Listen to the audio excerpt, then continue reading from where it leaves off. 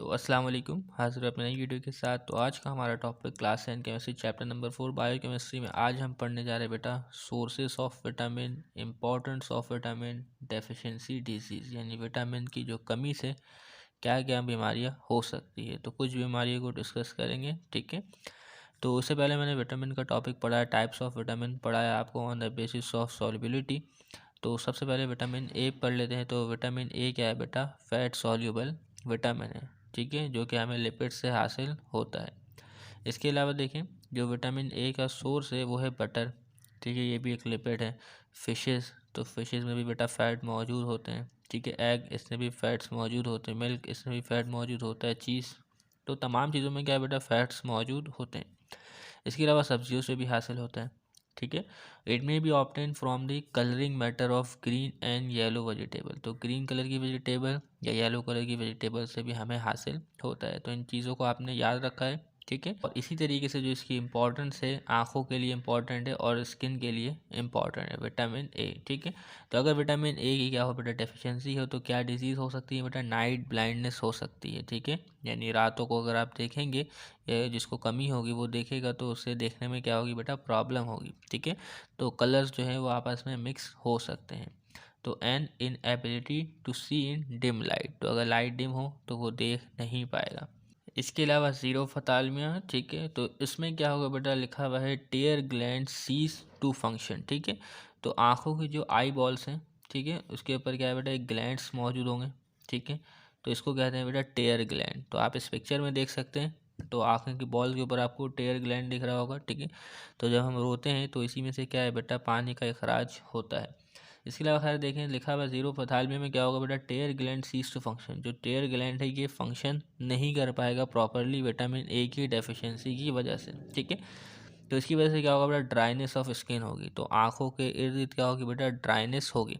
तो जब हम अपने आँखों की पलक जो है वो झपकाते हैं तो क्या है बेटा? वो जो आँखें हमारी है वो क्या होती है बेटा? वाइप ऑफ होती हैं, क्योंकि टेयर ग्लैंड से क्या है बेटा? लिक्विड का इखराज होता है, ठीक है। आंखें जैसे झपकाते हैं तो आंखें साफ़ हो जाती हैं, वो वाइप ऑफ हो जाती हैं, ठीक है। तो अगर विटामिन ए की डेफिशिएंसी होगी तो क्या है बेटा? टेयर ग्लैंड्स ठीक तरीके से काम नहीं करेंगे और स्किन में क्या है बेटा? ड्राइनेस होगी, ठीक है। इसके अलावा और भी मुख्तलिफ बीमारियाँ हैं, लेकिन उनको हमें डिस्कस नहीं करना, बस थोड़ी बहुत मामूली बातें हमें जान लेनी है, ठीक है। इसके अलावा विटामिन बी कॉम्प्लेक्स, तो पिछली वीडियो में मैंने बताया आपको विटामिन बी कॉम्प्लेक्स लिखा हुआ है। तो इसकी मुख्तलिफ क्लासिफिकेशन हमारे पास vitamin B1, B2, B3, B5, B6, B12, तो उस तरीके के मुख्तलिफ विटामिन मौजूद हैं, लेकिन हम उनको नहीं पढ़ेंगे, हम सिर्फ सिंपल सिंपल पढ़ेंगे, ठीक है। तो विटामिन बी का जो ज़रिया है, wheat, rice, egg, milk, meat, liver, nuts, yeast etcetera, ठीक है।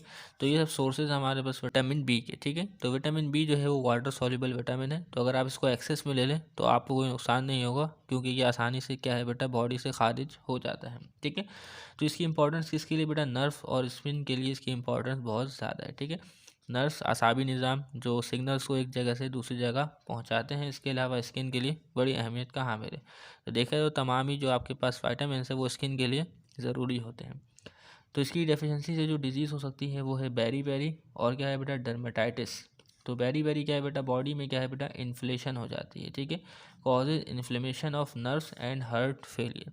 तो देखते हैं इस डिजीज़ के बारे में, किताब में पिक्चर दी गई है। तो आप इस पिक्चर को देख सकते हैं, लिखा हुआ है बेरी अफेक्टेड चाइल्ड, ठीक है। किस वजह से हो रहा है? Deficiency of vitamin B. तो स्वेलिंग हो गई है बॉडी में, ठीक है। तो उस किस्म की बीमारी है बेरी। इसके अलावा डर्मेटाइटिस, इसमें क्या होगा बेटा? रेडनेस और स्वेलन स्किन, तो स्किन में सूजन आएगी, रेडनेस हो जाएगा, loss of hair, tongue inflammation of lips, burning of eyes, thickening of skin. तो विटामिन बी की जो है वो कमी से, डेफिशिएंसी से ये सब होने के इम्कानात है, ठीक है। इसके अलावा और भी डिजीज़ हैं, उनको हम डिस्कस नहीं कर रहे, ठीक है। तो किताब में इतनी ही मौजूद है। तो अब विटामिन सी की बारी है, तो विटामिन सी को देख लेते हैं, ठीक है। तो विटामिन सी, इसमें ख़ास तौर पे किसको निशाने में रखा गया? एस्कॉर्बिक एसिड को, ठीक है। तो एस्कॉर्बिक एसिड यानी विटामिन सी की कमी से क्या होगा? तो वैसे तो विटामिन सी का जो सबसे अहम सोर्स यानी एस्कॉर्बिक एसिड का जो अहम सोर्स है वो है बेटा orange, lemon, tomato, green pepper, ठीक है। तो अक्सर व बेशतर जब आप कोई प्रोडक्ट इस्तेमाल करेंगे जो ऑरेंज जूस वगैरह, उसके ऊपर लिखा हुआ होता है एस्कॉर्बिक एसिड, तो कभी ना कभी आप ज़रूर उसको पढ़िएगा, देखिएगा कि एस्कॉर्बिक एसिड क्या है। तो अगर किसी प्रोडक्ट के ऊपर लिखा हुआ है कि इसमें एस्कॉर्बिक एसिड है तो मतलब इसमें विटामिन सी मौजूद है, ठीक है। तो ये तो हो गई हमारे पास सोर्सेज। अब इम्पोर्टेंस क्या है, तो एस्कॉर्बिक एसिड विटामिन सी क्या करता है, वॉन्ड्स यानी ज़ख़म को हील करता है, ठीक है, गम ब्लीडिंग को रोकता है, ठीक है, एंड कोल्ड वगैरह जो भी है, खैर ठीक है। तो गम ब्लीडिंग को रोकता है, ठंडा गर्म लगने से भी आप बच सकते हैं, ठीक है। तो इसकी डेफिशिएंसी से क्या बीमारी हो सकती है बेटा, स्कर्वी। तो स्कर्वी क्या है, swelling gum and opening of healed wound, ठीक है। तो गम की सॉइलिंग हो जाएगी, मसूड़ों में सॉइलिंग हो जाएगी, ठीक है। जो आपके जो मसूड़े हैं वो ठीक हो चुके हैं वो ओपन हो जाएंगे, ठीक है। तो उसमें से क्या है फिर बेटा ब्लीडिंग शुरू हो जाएगी, ठीक है। तो विटामिन सी बहुत ज़रूरी है ताकि हम जो है गम प्रॉब्लम से बच सकें, ठीक है। तो इसको हासिल करने का आसान तरीका, orange, lemon, tomato, green pepper, ठीक है। और विटामिन सी जो आपके पास मौजूद है ये क्या है बेटा, वाटर सॉल्युबल है। तो अगर आप इन चीज़ों को ज़्यादा उसमें इस्तेमाल कर लेते हैं तो नुकसानात नहीं होंगे, लेकिन फिर भी ख्याल रखना चाहिए, एक्सेस कुछ भी नहीं होना चाहिए, ठीक है। इसके अलावा विटामिन डी, जिसको एंथ्रासिटिक विटामिन भी कहते हैं, ठीक है। तो ये हमें किस ज़रिए से हासिल हो सकता है, वो है fish, milk, butter, mushroom, sunshine, ठीक है। तो जब मैंने आपको विटामिन का टॉपिक पढ़ाया तो वहाँ बताया था कि विटामिन डी को सनशाइन विटामिन भी कहते हैं। तो ये एमसीक्यूज़ में ये बात आपसे पूछी जा सकती है, ठीक है। इसके अलावा ये भी पूछा जा सकता है एमसीक्यूज़ में, एस्कॉर्बिक एसिड के vitamin D also called antiscorbutic vitamin, ठीक है। तो इसे भी आपने याद रखना है। और इसके अलावा इसकी क्या इंपॉर्टेंस है, ठीक है। तो बोन्स टीथ के लिए बड़ी इंपॉर्टेंट यानी अहमियत का हामिल है।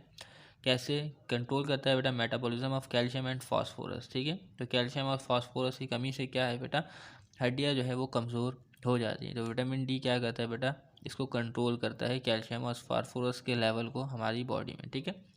तो विटामिन डी की कमी होने से क्या नुकसान हो सकते हैं, क्या बीमारियां हो सकती हैं। तो एक बीमारी को डिस्कस किया गया है वो है रिकेट्स। तो रिकेट्स में क्या होता है बेटा, softening and weakening of bones, ठीक है। तो विटामिन डी की कमी से क्या होती है बेटा, बोन जो है वो सॉफ्ट हो जाती है, ठीक है। रिकेट्स के हवाले से एक पिक्चर दी गई है बुक में, तो आज हम इसे देखते हैं। तो आप देख सकते हैं यहाँ figure 4.7, rickets affected child, deficiency of vitamin D, ठीक है।